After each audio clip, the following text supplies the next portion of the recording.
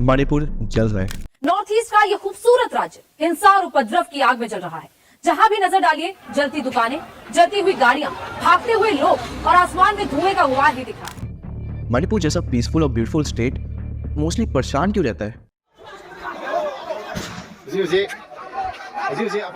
आज हम इस बारे में बात करेंगे। जैसा मणिपुर जो कल्चरल और हिस्ट्री इतना ज़्यादा भरपूर है, तो फिर क्यों मणिपुर बार बार इस परेशानी का सामना करता है और ये परेशानी ऐसी क्या है? गाइस, आपको ये बात समझनी पड़ेगी कि हम यहाँ पे किसी पर उंगली उठाने या नेगेटिविटी फैलाने के लिए नहीं है, बल्कि हम यहाँ समझाने और एम्पैथाइज करने के लिए है कि कैसे हम छोटे छोटे तरीकों से मणिपुर की प्रॉब्लम को सॉल्व कर सकते हैं और कैसे उसको और पीसफुल स्टेट बना सकते हैं। एंड जो वायलेंस और पॉलिटिकल अनरेस्ट के एक इनफाइनाइट लूप में फंसा हुआ है, बट ऐसा क्यों? क्या फैक्टर है कि इस एक खूबसूरत स्टेट को गुस्से से जला रही है? क्या इसकी वजहें जो एथनिक टेंशन, पॉलिटिकल अनसर्टेनिटी और रीजनल डिस्प्यूट्स का कारण बन चुकी है? वैसे तो इसका जवाब इतना आसान नहीं है जितना ये दिख रहा है। मणिपुर की कॉम्प्लेक्सिटी उसके डाइवर्स एथनिक ग्रुप की रिच टैपेरिसी से पैदा होती है। हाँ, एक अपने खुद के कल्चर, लैंग्वेज और टेरिटोरियल क्लेम के साथ मैतीज, नागाज और कुकीज और भी कई कास्ट सारे मिलकर इस छोटे से नॉर्थ ईस्टर्न स्टेट में रहते हैं। इससे बार बार उनमें लैंड और रिसोर्सेज को लेकर लड़ाई हो जाती है।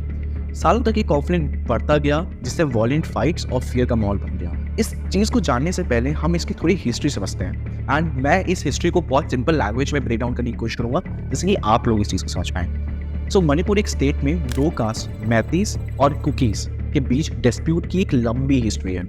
मैतीज अपने हिस्ट्री को एक लेजेंडरी रूलर पखाम्बा तक जोड़ते हैं, जबकि कुकीज को ब्रिटिश बुर्मा की कुकी चिल हिल से लाया था, जिससे कि एक कास्ट की वैली और दूसरे का पहाड़ी एरिया हो गया। 18वीं सेंचुरी में ब्रिटिश आए और मणिपुर में अपना रूल एस्टेब्लिश किया, जिससे कम्युनिटीज के बीच कॉन्फ्लिक्ट स्टार्ट हुआ। टाइम के साथ साथ मणिपुर भारत में जुड़ गया, लेकिन मैतीज, नागाज और कुकीज के बीच कॉन्फ्लिक्ट जारी रहा, जिसकी वजह से वॉयलेंट फाइट और अनरेस्ट का माहौल बन गया। मैतीज जो एक पखाम्बा के वंशज है, वो अपने प्राचीन विरासत पर बहुत ज़्यादा प्राउड करते हैं। पहले ये पॉलिस्टेटनिक रिलीजन फॉलो करते थे, जिससे हम स्नासिज्म कहते हैं, लेकिन अब मोस्टली मैतीज हिंदू हो गए। पर फिर भी उनके पास उनके एंसेस्टर्स की एक निशानी है, जो कि एक सांप जिसका पूरा शरीर अपने मुंह में छुपाकर सोता है, जैसा आप पिक्चर में भी देख सकते हैं। उनकी एक विरासत की बहुत बड़ी पहचान है। शेयरिंग द लैंड विद मैतीज व द नागाज, वो मणिपुर के ऊंचे एरिया में रहते थे। उनकी तरफ से बार बार हो रहे अटैक्स ने मैतीज और नागाज के बीच के रिश्ते को नुकसान पहुंचाया है। मैतीज क्लेम करते हैं कि उनके पास पूरी इसकी पूरी जगह है और पूरी मोनार्की है, जिससे उनका राज दोनों वैलीज और हिल्स पर भी है। लेकिन नागाज इससे डिसएग्री करते हैं, कहते हैं कि पहाड़ी कास्ट हमेशा सेल्फ सफिशिएंट रह चुकी है और इंडिपेंडेंट थी। ब्रिटिश बर्मा के इन्वेजन और नागा रेड से बचने के लिए कुकीज को मणिपुर के पहाड़ों के किनारे ले आए। वो मानते थे कि मैतीज को बचाने के लिए कुकीज हमारे साथ है, लेकिन कुकीज के आने से कॉन्फ्लिक्ट शुरू हो गया। उनके अटैक्स से ये दरार और भी गहरी हो गई।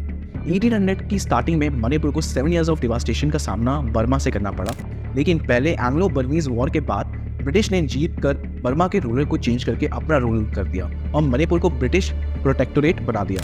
मैतीज वैली ब्रिटिश कॉलोनियल रूल में आ गई, जबकि हिली एरिया को लार्जली निगलेक्ट किया गया। आज भी मैतीज वही टाइटल मांगते हैं, इससे उन्हें कॉलेज में और गवर्नमेंट जॉब्स में रिजर्वेशन मिलेगा। इसने कहा है कि ऐसा सोचना भी मत। देखो, मैतीज ने रूल किया था, उनके पास पॉलिटिकल अथॉरिटी थी, तो ये कुकीज ये सोचते हैं कि आज उन्हें रिजर्वेशन किस बात का चाहिए। इन सब इश्यूज की वजह से आज की सिचुएशन ऐसी पैदा हो गई कि मणिपुर स्टेट क्राइसिस में है। करंट सिचुएशन के लिए सिर्फ एक फैक्टर को ब्लेम करना बिल्कुल सही नहीं रहेगा, ये कई फैक्टर्स का मिक्स है। मेडिवल जियोपॉलिटिक्स के ब्रिटिश रूल तक सबने अपना कंट्रीब्यूशन दिया है, लेकिन हमारे पॉलिटिकल लीडर्स ने भी मोर और लेस वही काम किया।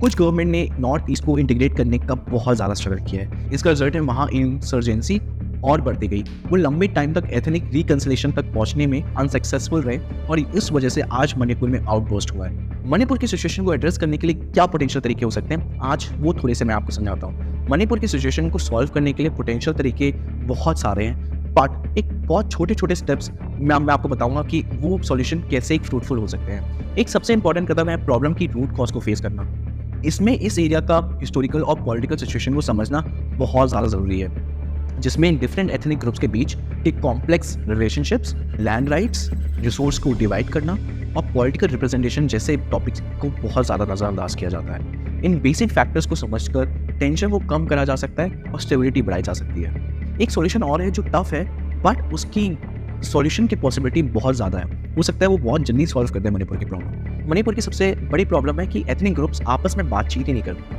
अगर हम इनकी बातचीत बढ़ा दें और एक कम्युनिटीज़ के अलग अलग कम्युनिटीज़ के लीडर्स को एक करके उनकी इश्यूज़ पे बातचीत करी जाए, तो हो सकता है कि कॉमन गोल की तरफ हम अपना कुछ ना कुछ एक योगदान देके इस प्रॉब्लम को सॉल्व कर सकते हैं। इस बातचीत से हम इमोशनल रिलेशनशिप को बढ़ा सकते हैं और टेंशन और कम कर सकते हैं। कम्युनिकेशन और अंडरस्टैंडिंग को प्रमोट करा जा सकता है। ये सबसे अच्छा और बढ़िया उपाय है, बट कितनी गवर्नमेंट इसको सुनती है, ये सबसे बड़ी। इसके अलावा सीधा वायलेंस का इशू को भी एड्रेस करना बहुत ज़्यादा इंपॉर्टेंट है।